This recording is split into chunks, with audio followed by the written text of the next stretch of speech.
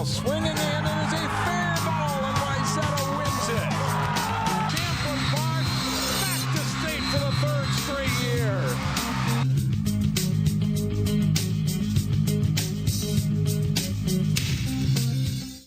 Welcome to Sports Jam. I'm John Jacobson. And I'm Jay Wilcox. This week on the show, section soccer highlights, plus the weekend prep football. We'll meet a talented Wayzata girls soccer duo in our Sports Jam spotlight. Plus, we'll talk football with players from the undefeated Providence Academy team. But first, section girls tennis. The Final Four in the Section 5AA team tournament were pretty evenly matched, making for some good matches.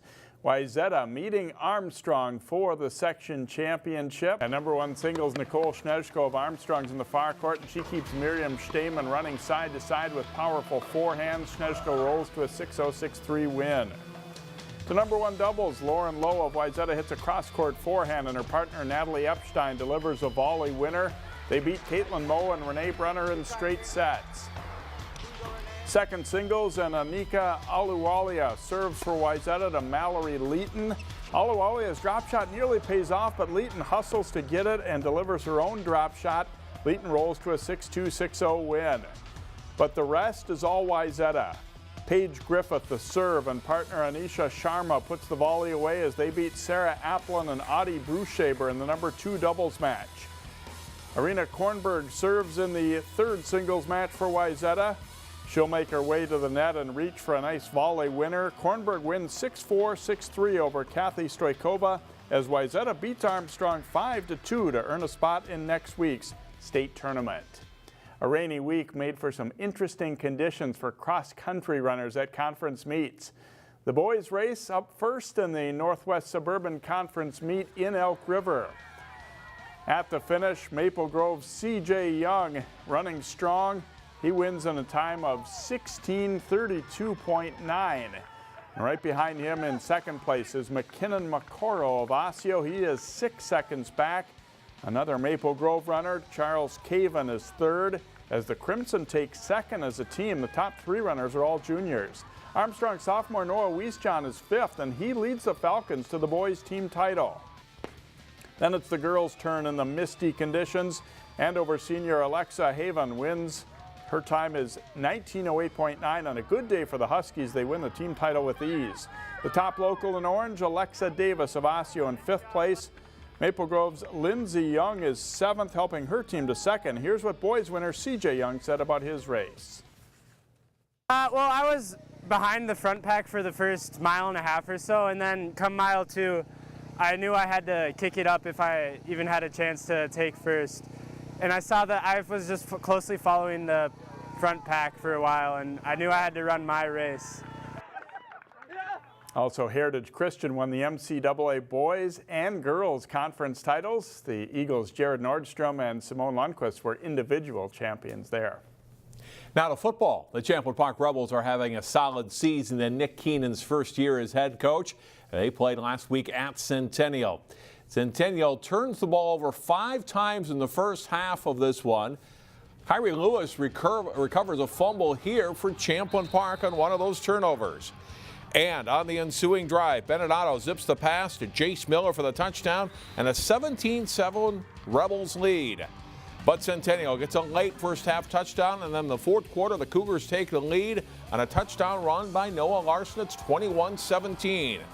Champlin Park offense struggled in the second half, but Otto connects in the long pass here to Brock Johnson. And then watch the effort by the junior receivers. He spins away from one defender and then breaks a tackle to score a 63-yard touchdown and put the Rebels up 24-21. Late fourth quarter, the Cougars going for it on 4th and inches. Lewis Powell gets the pressure on the quarterback. Vinny Lamberty makes a great tackle here. And the Rebels hang on to win a close game 24-21. They are now 5-2. Park Center came into Friday with a 2-4 mark. The Pirates had a tough outing against Spring Lake Park. Homecoming for Park Center as they look to take down the Panthers. A play-action pass works for Spring Lake Park as Zach Dunbar hits Caleb Skelly for the touchdown. The Panthers lead this one 7-0 after one quarter. The same combination works again. It's pretty good coverage, but watch Skelly go up and get it over the defender. The extra point is no good. It's 13-0 Panthers in the second quarter. Then they run the option, and Derek Bergman takes the pitch, cuts it upfield, breaks a couple of tackles, and then he is gone. This play covers 75 yards, and with a 2-point conversion, it becomes 21-0 in favor of Spring Lake Park. Park Center tries to battle back. Tanner Stein rolls left and then throws back right to Emmanuel Tomba to convert a 4th down play for a 1st down inside the 10 of SLP. But a missed exchange leads to a fumble that's recovered by Spring Lake Park, and they go on to beat Park Center 42-0. It's been a dominant season for Providence Academy. The Lions have allowed just 6 points all season. They played host to winless St. Paul Highland Park on Friday. First quarter, and Max Anderson hits Julian Caven, who spins away from the defender and gets into the end zone for a 7-0 Providence lead. Their D is superb. Highland Park quarterback Joe Mather is pressured, and Justin Mason intercepts his pass. It's the first of 2 picks for Mason, and it sets up a touchdown for a 14-0 lead. Just after a defensive stop, Providence has a 1-play drive as Anderson hits Christian Davis for the touchdown. The Lions are well on their way to another win with a 20-0 lead after the opening quarter. Second quarter, and Anderson's pass is a bit underthrown, but Caven comes back to get it and then cuts past a defender to find the end zone again. Providence builds a 34-0 lead at halftime of this one.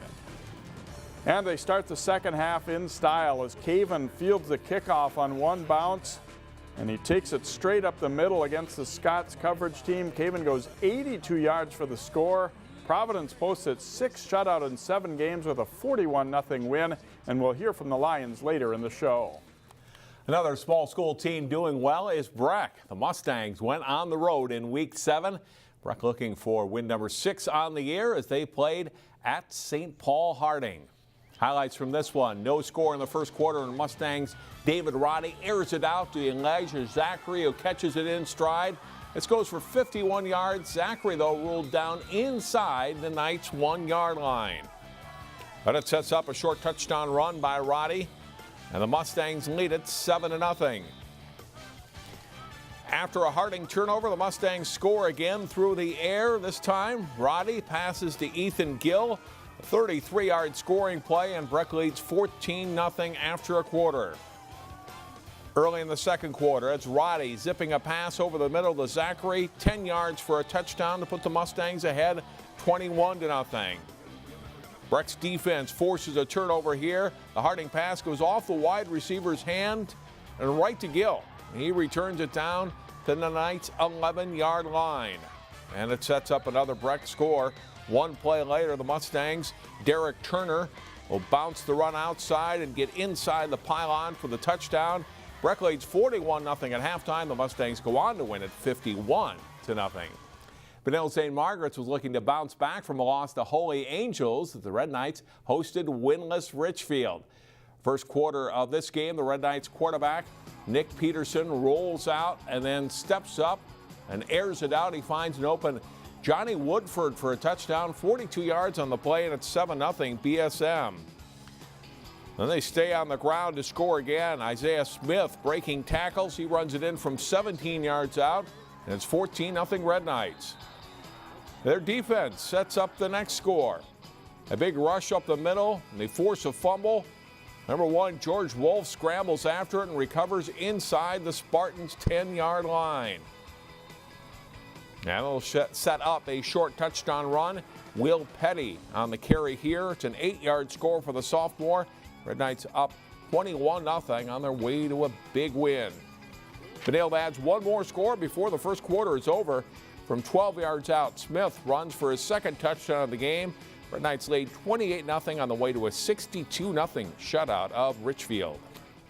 In girls swimming, True Team state titles were on the line Saturday. In the Class 2A meet, Minnetonka takes the top spot with Edina second and Wayzata is third. Along with the Trojans, 2 more local teams were in the meet. Hopkins places 6th and Maple Grove is 8th. The Breck girls place 3rd in the Class A meet behind Visitation and Sartell St. Stephen's. and the Lake Conference team looking pretty strong. They're dominating in AA. Yeah, I expect another strong showing in November at the regular State High School League sponsored meet. Time for a break here on Sports Jam, and coming up next, highlights from a busy week of playoff soccer. Welcome back to Sports Jam. And time to talk playoff soccer. Section champs will be crowned this week, and a handful of local teams still remaining. The Wayzata boys facing top seed Minneapolis Washburn in the Section 6AA semifinals. A corner kick pays off for Washburn as Otis Anderson's header is right on target. The Millers are pumped up as they take a 1-0 lead into halftime. With just under 10 minutes left in regulation, Stuart Sain crosses it to the front of the net. Blake Iyer gets it in front, and the second try by Charles Casimir hits the back of the net. Wayzata ties it up to send this game into overtime. Just after a Washburn near miss in the second OT, watch the shot by Sain as he drills it from way out wide on the wing and will drop it perfectly under the crossbar. Fifth seed Wayzata advances to the section final against St. Louis Park with a 2-1 win. In Section 8AA boys soccer, Maple Grove is the second seed behind St. Cloud Tech. The Crimson hosted Buffalo in the quarterfinal round. Watch the moves by Maple Grove's Gavin Peterson here. He gets by 3 defenders, and then he'll chip the ball over the keeper and in. Peterson fired up about that goal, and he gives Maple Grove a 1-0 lead. Another great maneuver coming up here. Number 24, Will Zaver, nicely plays the ball through the Buffalo's defender's legs and sets up Chris France for the tap-in goal, and it's 2-0 Maple Grove.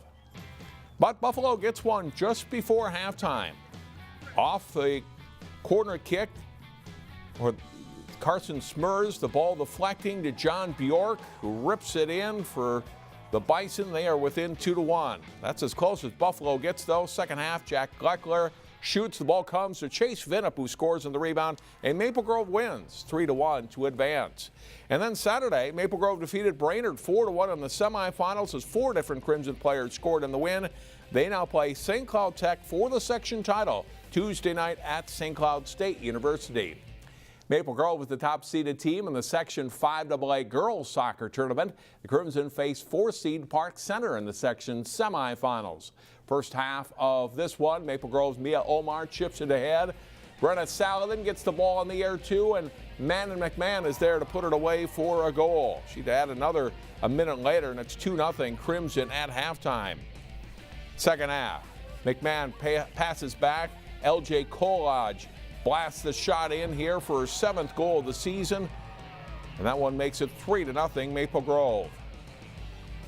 Maddie Rada will chip the ball ahead to McMahon, who gets behind the defense to score her 3rd goal of the night, put Maple Grove up 4-0. McMahon scores 4 goals in all. Maple Grove wins 7-0, advancing to the Section 5AA final yet again. And the Crimson face a familiar section opponent in the championship, Centennial. That match is at 7 o'clock Tuesday at Maple Grove. The Crimson beat the Cougars in last year's 5AA final. In Section 6AA, Wayzata looked to take a step closer to the team's 27th state tournament appearance in school history. Wayzata hosting Southwest in the 6AA semifinals. First half, beautiful cross by Wayzata Samantha Dietrich, the header by Maddie Drasher in for a 2-0 lead. Late first half, Maya Turner gets a step on the defender and fires the shot. Abby Brantner there to put away the rebound for a 3-0 Trojans lead. They add one more to win at 4-0. The Trojans will host Creighton-Durham Hall for the 6AA title Tuesday night at 7. So some familiar teams, Jay, looking to repeat as section champions among our Class 2A teams. That's right, and the Champlain Park boys into their final to face Centennial in Section 5, and also in Class A. We have several teams left section finals later this week. Defending state champion Totino Grace among the teams that's still alive right now in Class A. While there are several strong volleyball teams in the Northwest suburbs, there's little doubt which is the best. Champlain Park has dominated this season. Osseo hoped to take down the Rebels early last week. Champlain Park's on the left in set 1. They get into their offense in a hurry, and Lauren Clark will pound it home as the Rebels go up 11-5. They keep that big margin throughout the first set. Izzy Ashburn with a nice back set to Clark for the kill from the right side. Champlain Park rolls 25-11 to set the tone in that first set. Off the Champlain Park serve, Osseo gets an opportunity, but Hannah Praske and Clark get up to seal it off with the block, and it's 8-0 Rebels in set 2. Osseo does battle back. Carissa Furman with a nice set of a tough ball, and Lindy Ogery pounds it home. The Orioles are within 2 at 15-13. But the Rebels pull away. Ashburn sets it quick to Sammy Hilly for the smash as Champlain Park takes the last 10 points. They win 25-13. In set 3, Osseo hangs in it early. Furman with a well-disguised setter dump scores the point, and the Orioles go up 9-7. But Champlain Park has too many weapons.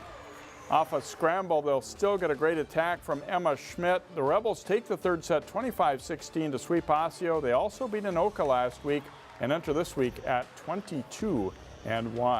Jay, the regular season wraps up this week in volleyball with a few teams playing in tournaments this weekend. It all comes in a hurry at this playoff time right now. Next up on Sports Jam, meet 2 outstanding girls soccer players from Wayzata who will remain teammates in college. The Wayzata girls soccer team goes for another section title this week and a return trip to state. 2 of the Trojans' leaders this fall are midfielder Lily Gilbertson and goalie Madison Lowe. Jason Melillo profiles the 2 seniors in this week's Sports Jam Spotlight.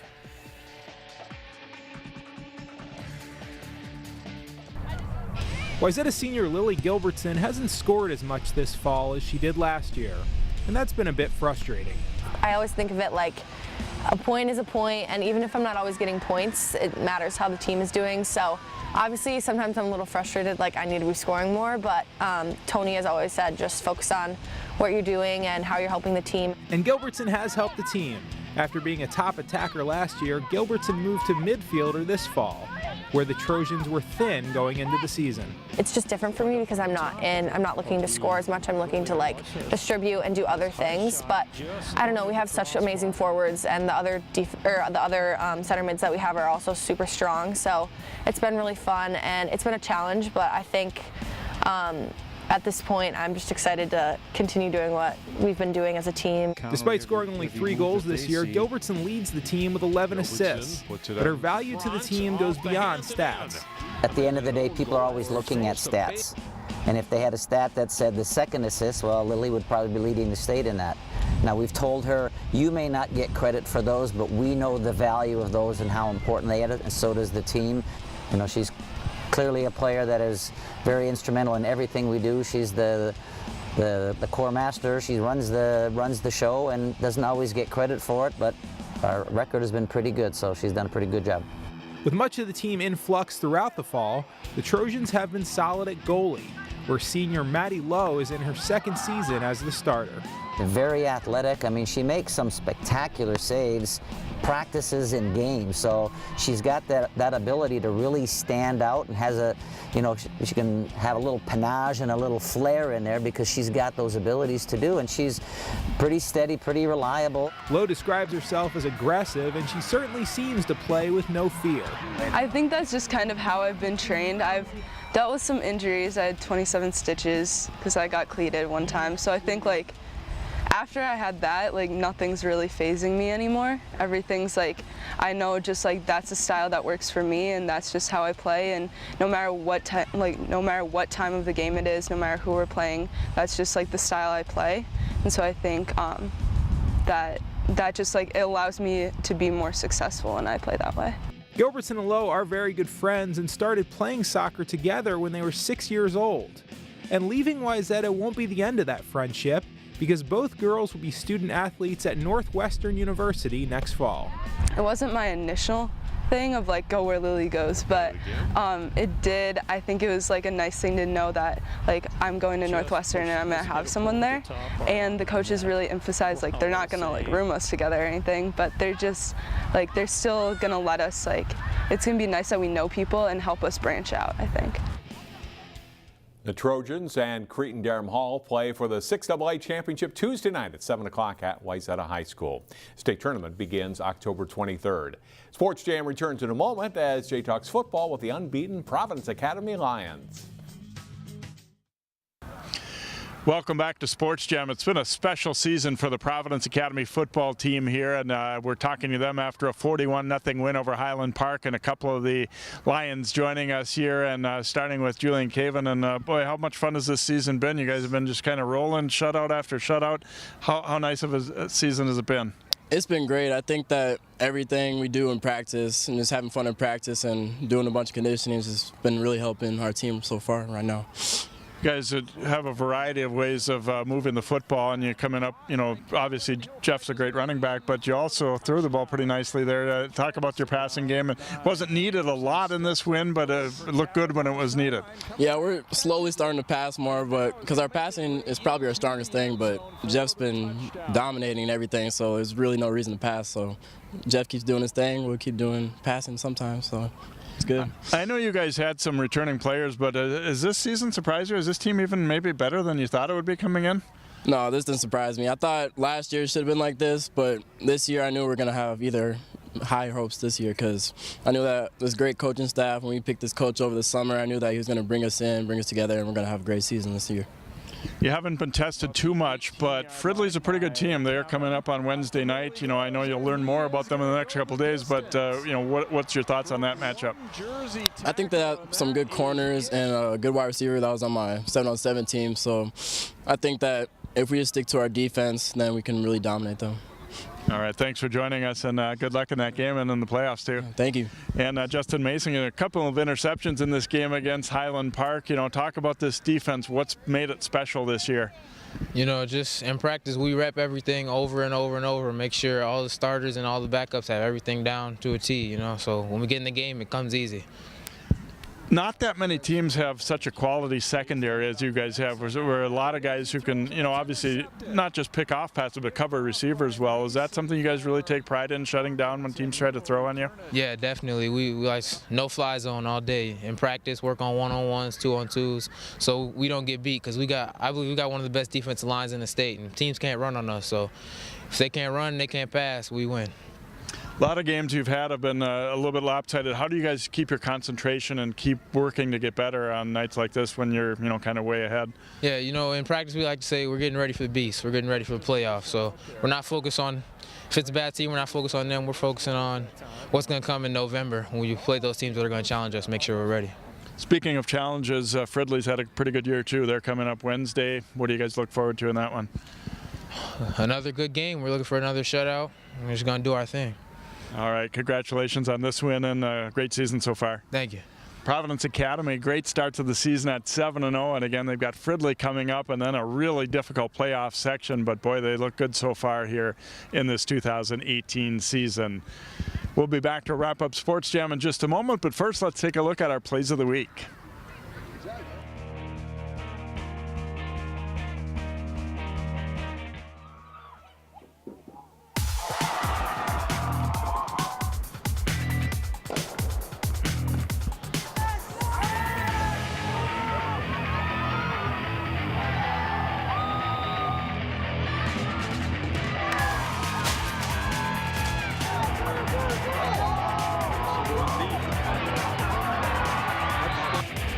Now plays it out front, the deflection and a goal! Oh, goal!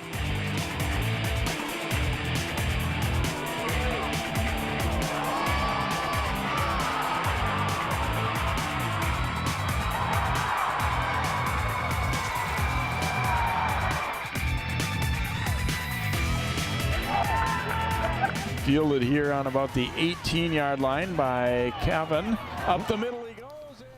Our game of the week, prep football. Champlin Park hosts Totino Grace Wednesday night at 7. Watch it live on CCX1, and the replays Thursday night at 7 and Saturday afternoon at 1 o'clock. And that will do it for this week's show. Thanks for watching. We'll see you next time on Sports Jam.